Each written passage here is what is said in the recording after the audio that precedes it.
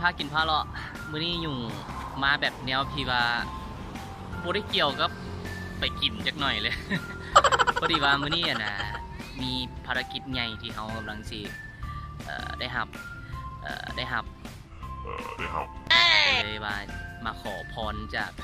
สิ่งที่เขาเคารพและนับถือนั่นก็คือเสด็จเจ้าสุพรรณวงศ์ที่หลายๆคนคุ้นกันอยู่ที่แคมป์คลองนี่แหละตอนแรงๆมาเล่นก็จะเห็นรูปปั้นของเพิ่นอยู่ใกล้ๆกับดอนจันทร์พาเลสมื้อนี้ก็มีอยู่2บอนที่จะไปไหว้เพิ่นก็คือมีเสด็จเจ้าสุพรรณวงศ์แล้วก็สิไปยะแม่สีเมืองต่อตอนนี้ยุ่งก็สิเข้าไปไหว้อากาศร้อนขนาดเลยเวลา12 โมงก็สวยมันร้อนให้ร้อนว่าแต่ก็ต้องได้มาเพราะว่ายุ่งต้องไปเวียกต่อแล้วก็ถือโอกาสนี้มาเลย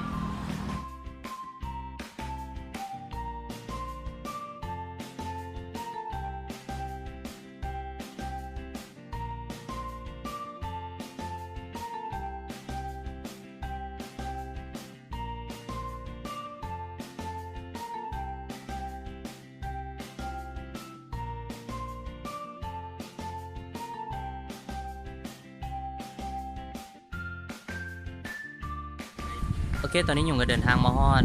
สถานที่ที่2ที่ยุ่งจะมาอยู่แล้วก็คือวัดศรีเมืองแต่ตัววงกี้นี่มันที่ยุ่งไปก็คือเจ้าหน้าวงอยู่แคมป์ของเป็นอีกหนึ่งวีรบุรุษที่ยุ่งเข้ารบรายการมีอยู่ทัดหลวง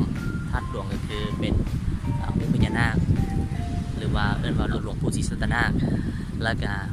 วัดศรีเมืองเจ้าแม่ศรีเมืองนี่แหละที่ยุ่งถือว่าเป็นอีกสถานที่ที่ยุ่งเคารพและนับถือและเชื่อเป็นอย่างยิ่งเลยการเดินทางมาฮอดวัดศรีเมืองแล้วเราสิไปไหว้ขอพรเพิ่นสิ่งใดที่มันตกบกพร่องอยู่ในตอนนี้ก็ขอให้มันรับเรื่อยไปด้วยดีแล้วก็ขอให้ได้เวียกได้งานที่ยิ่งใหญ่ขอให้มีเงินมีคำไหลมาตอนนี้ยุ่งสิเข้าไปไหว้เพิ่นละ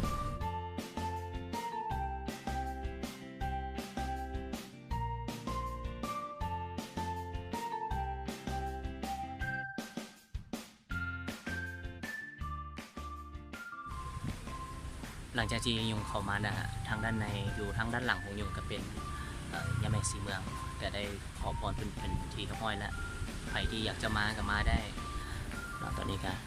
ยุงก็ได้ขอพรเป็นที่เรียบร้อยแล้วก็ขอให้มีเพื่อนกันทำชีดีๆแล้วก็ขอให้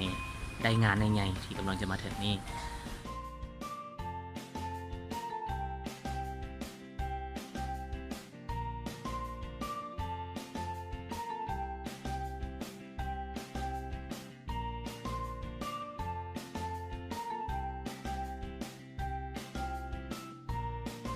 โอเคหลังจากที่ต่อออกมาจากบอนทียังไม่สีเมืองคนอยู่จะยุ่งกับมะยางเลาะปึงอ้อมๆทางสิม